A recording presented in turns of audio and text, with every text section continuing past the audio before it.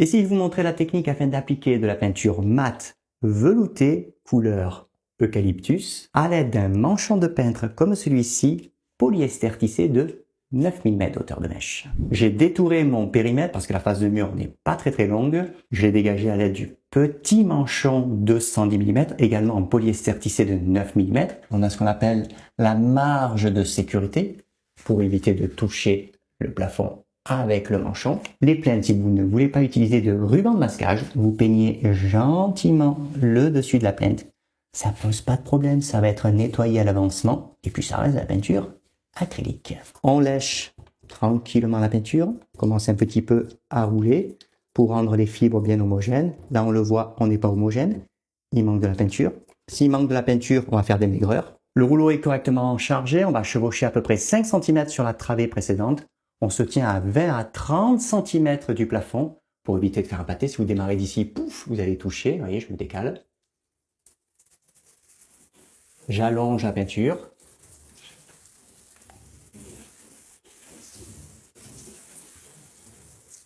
Là, on se rapproche.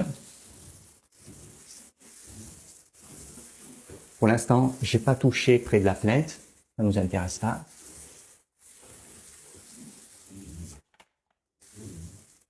Ici, je commence à toucher puisque le rouleau, c'est quand même pas mal déchargé. On fait des travées les plus régulières possibles.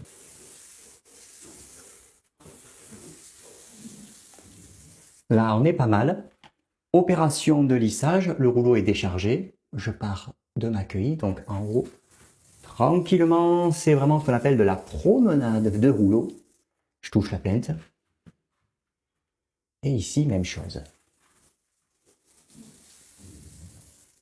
Avec un manchon en polyester tissé de 9 mm, on arrive à faire globalement une fois la largeur de son manchon sur 2,50 m de développé.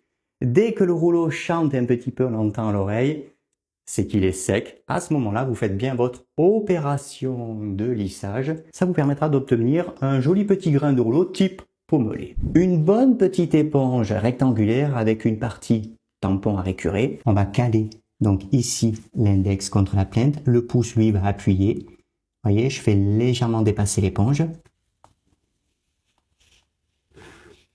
Côté tampon récuré.